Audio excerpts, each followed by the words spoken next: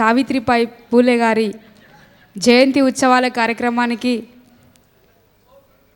నన్ను మా ఇంటికి వచ్చి అన్న ఫోన్ ద్వారా కాకుండా చాలా సందర్భాల్లో చాలా కార్యక్రమాలకు అన్న నన్ను ఎప్పుడు పిలుస్తుంటారు, కానీ ఏదో ఒక ఆటంకం వల్ల మిస్ అవుతూ ఉంటా.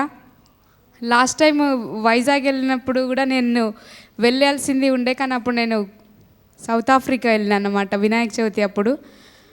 ఈ కార్యక్రమానికి అయితే స్పెషల్గా మా ఇంటికి వచ్చి అన్న చెల్లె నువ్వు రావాలరా ఖచ్చితంగా అని చెప్పి చాలా ప్రేమగా నన్ను ఒక ఇంటి ఆడబిడ్డలాగా ఇన్వైట్ చేసినందుకు ముందుగా మా బైరి నరేష్ అన్నకు నేను శిరస వంచి కళాభివందనాలు తెలియజేస్తున్నా. థ్యాంక్ యూ అన్న, థ్యాంక్ యూ సో మచ్. ఇక్కడ చూస్తుంటే స్టేజ్ మీద నన్ను నేను చూసుకున్నట్టుంది, ఎందుకంటే ఎప్పుడు సందర్భం రాలేదు. యూట్యూబ్లలో ఏం తమ్ముళ్ళు పెడతారని భయం వేస్తుంది, కానీ చాలా అంటే చాలా హ్యాపీగా ఉంది. ఎందుకంటే 34 పెళ్ళిళ్ళు అన్న మీరు చేసింది 234. వామ్మో, నేను ఓన్లీ 34 విన్నా. 234 అంటే ఇంకా చాలా నిజంగా అంటే అన్న ఈ సిద్ధాంతంతో ముందుకెళ్తున్నాడు కాబట్టి బయట ఇట్లా social media, print and electronic media, social media ద్వారా తెలుస్తుంది. కానీ నేను చిన్నప్పటి నుంచి అంటే మా కుటుంబ నేపథ్యం ఏంటంటే మా నాన్న మా అమ్మకు 20 years అప్పుడే మా నాన్న చనిపోయిండు. ఆమెకు పెళ్ళైన 5 yearsకే మా అక్క నేను ఇద్దరము. సో ఒక కుటుంబంలో కానీ చుట్టాలలో జనరల్గా ఊర్లలో ఉండే ఆచారం ఏంటి, భర్త లేని వాళ్ళు బొట్టు పెట్టుకోవద్దు, ఫంక్షన్లకి దూరంగా ఉండాలి, పూజలకి దూరంగా ఉండాలి అని అంటారు కదా జనరల్గా. అది చూసుకుంటూ పెరిగినాం కాబట్టి నాకు పెద్దగా పూజలు అవన్నీ నాకు వంట పట్టలేవు, మా అక్కకు తగిలినాయి కానీ నాకు వంట పట్టలేవు. సో నేను అట్లా చూసుకుంటూ పెరిగిన. ఇక పెళ్ళి విషయానికి వస్తే మేము చాలా చిన్నప్పటి నుంచి అన్నీ చూసుకుంటూ పెరిగినాము. కానీ మా అక్క పెళ్ళి మా అమ్మ నేను ఇద్దరమే చేసినాం. ఎవ్వరు మాకు అన్నదమ్ములు లేరు, మేము ఇద్దరమే సిస్టర్స్, నాన్న లేడు కాబట్టి ఆ అక్క పెళ్ళి నేను అమ్మ ఇద్దరమే కలిసి నిలబడి ఏ పనైనా మేమే కలిసి చేసి పెళ్ళి చేసినాము.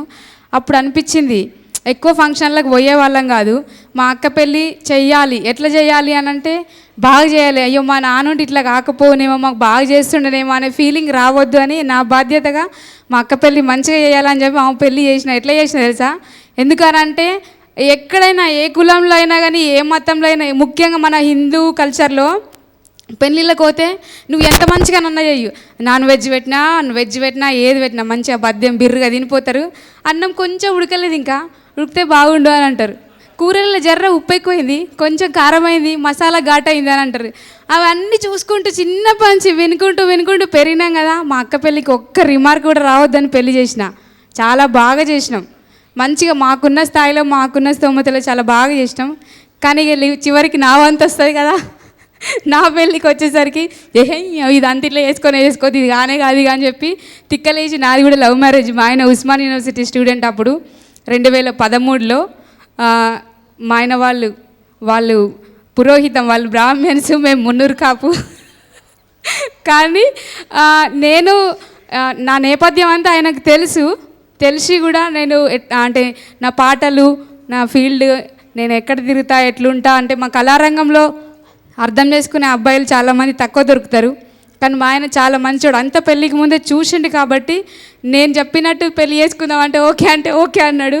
సో మేము కూడా సింపుల్గా 100 రూపాయలలో పెళ్ళి చేసుకున్నాం. ఈడ దండలేసిర్రు కానీ మేము దండలు కూడా వేసుకోవాలి, సంతకాలు పెట్టుకొని పెళ్ళి చేసుకున్నాము.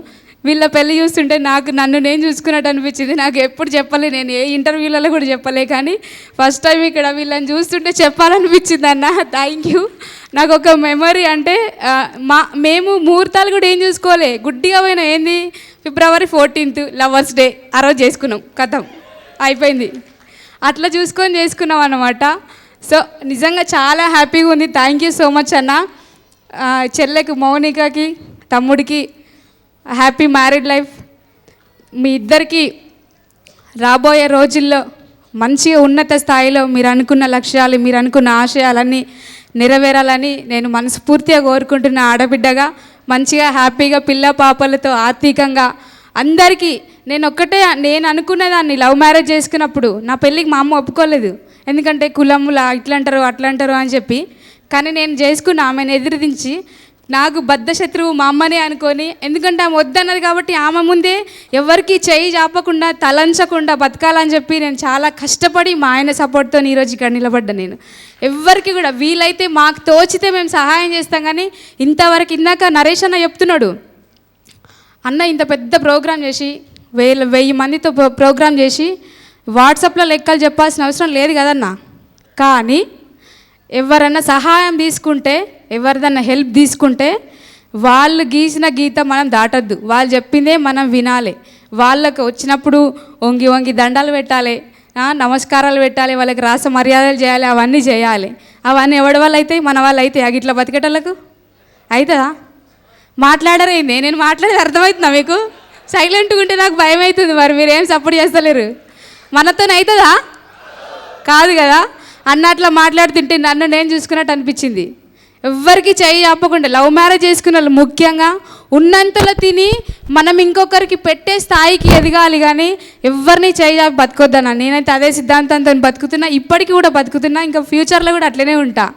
కాబట్టి ఎవరైనా కానీ ఉన్నంతలో మీరు తమ్ముడు వాళ్ళకి ఉన్నంతలో హ్యాపీగా ఉంటూ, అమ్మా నాన్నలకి వీలైతే వాళ్ళు ఎంత కోపం చేసుకున్నా కానీ వాళ్ళు కనీ పెంచితేనే కదా మనం ఇక్కడ ఈరోజు ఇట్లా సమాజానికి పరిచయం అయినాం. కాబట్టి వాళ్ళని కూడా గౌరవించి మీరు ఆరోగ్యంగా ఎప్పుడు ఆర్థికంగా హ్యాపీగా ఉండాలని మనస్ఫూర్తిగా కోరుకుంటున్నా తమ్ముడు. Thank you so much.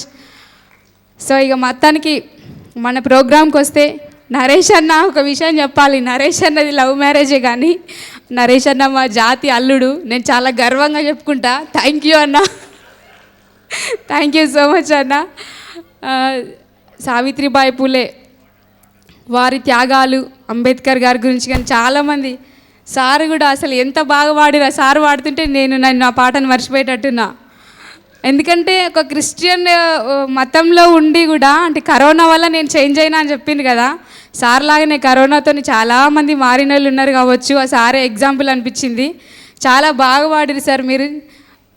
ఎందుకనంటే ఓన్గా సారే రాసుకొని పాడడం అనేది చాలా గ్రేట్ కదా. నాకు రాయరాదు. చాలా ఎంతసేపు పాడుతుంటే కూడా బోర్ వచ్చింది అసలు మనకు కదా. చాలా హ్యాపీగా ఉంది సార్ ఈరోజు మిమ్మల్ని ఈ సభలో కలవడం చాలా సంతోషంగా ఉంది. ఒక్కసారి మనం తమ్ముడు రాంబాబు రాసిన పాట, అనగారిన జీవితాల్లో అక్షరధారి పొద్దై పొడిసెను చదువుల జెండగా మారి, ఈ దేశపు మొదటి పంతులమ్మగా చేరి మన జీవితాల్లో నింపిందో వెలుగుల దారి. అనగారిన జీవితాల్లో అక్షరధారి పొద్దై పొడిసెను చదువుల జెండగా మారి, ఈ దేశపు మొదటి పంతులమ్మగా చేరి మన జీవితాల్లో నింపిందో వెలుగుల దారి. మరువద్దుర సమాజమా మహనీయులను, మరువద్దుర సమాజమా మహనీయులను, తల్లి సావిత్రిబాయి పూలే సావిత్రిబాయి త్యాగాలను. అనగారిన జీవితాల్లో అక్షరధారి పొద్దై పొడిసెను చదువుల జెండగా మారి, ఈ దేశపు మొదటి పంతులమ్మగా చేరి మన జీవితాల్లో నింపిందో వెలుగుల దారి. ఇట్లా మీ అందరికీ తెలుసు, వారి త్యాగం, వాళ్ళ త్యాగాల వల్లనే మనం ఈరోజు ఇక్కడ ఉన్నాం.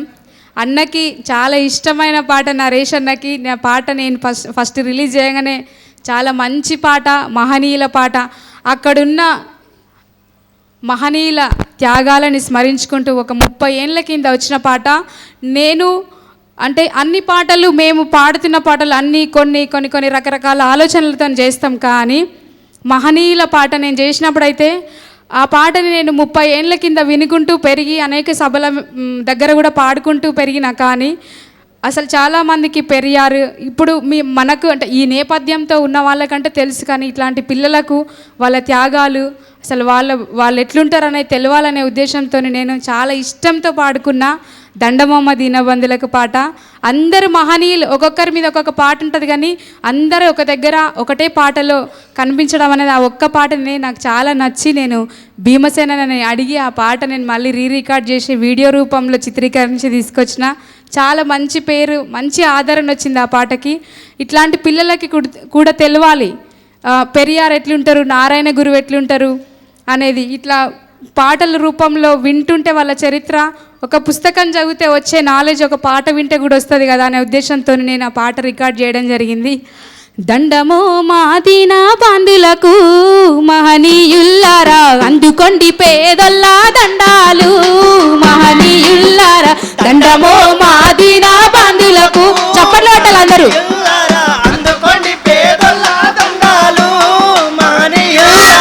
ఉద్యమాలకు బాటలేసి పోరుపాటకు రాగమై, పోరుపాటకు రాగమై, రాగమై గుండెలల్లో ఆహా గుండెలల్లో ఓ గుండెలల్లో నిలిచిపోయినరా మహనీయుల్లారా, సుక్కలై వెలుగుతున్నారా మహనీయుల్లారా. దండమో మాదిన బంధులకు మహనీయుల్లారా, అందుకోండి పేదొల్లా దండాలు మహనీయుల్లారా.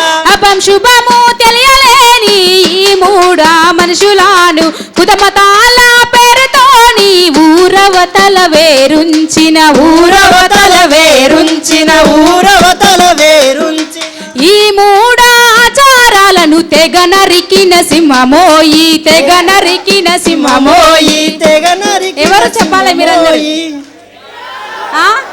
అందరూ ఒకసారి చేదెత్తి చెప్పాలి. ఎవరు ఎవరు? పెరియారు, పెరియారు. నేటికి పెరియారంటే రయ్యో మహనీయుల్లారా, మూడాచార్యులకు మహనీయుల్లారా. దండమో మాదిన బంధులకు మహనీయుల్లారా, అందుకోండి పేదొల్లా దండాలు మహనీయుల్లారా. దండమో మాదిన బంధులకు మహనీయుల్లారా, అందుకోండి పేదొల్లా దండాలు మహనీయుల్లారా.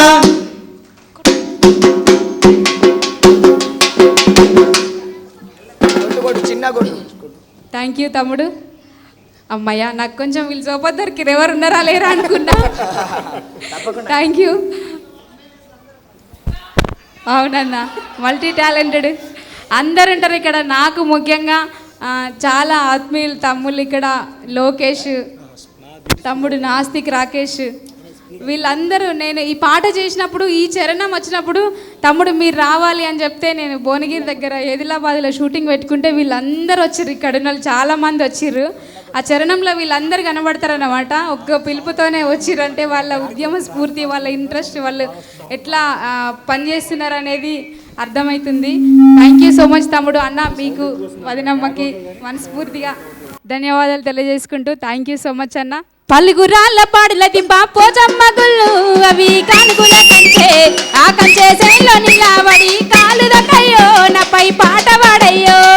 పలుగురాళ్ళ పాడుల దింప పోచమ్మ గుళ్ళు అవి కానుగుల కంచే, ఆ కంచే శైలో నిలబడి కాలు దక్కయ్యో నాపై పాట పాడయ్యో.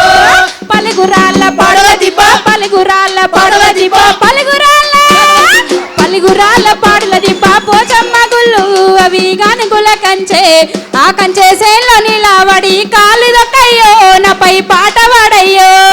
పలుగురాళ్ళ పాడుల దింప పోచమ్మ గుళ్ళు అవి గానుగుల కంచే, ఆ కంచే సేన్లో నిలబడి కాలు దక్కయ్యో నాపై పాట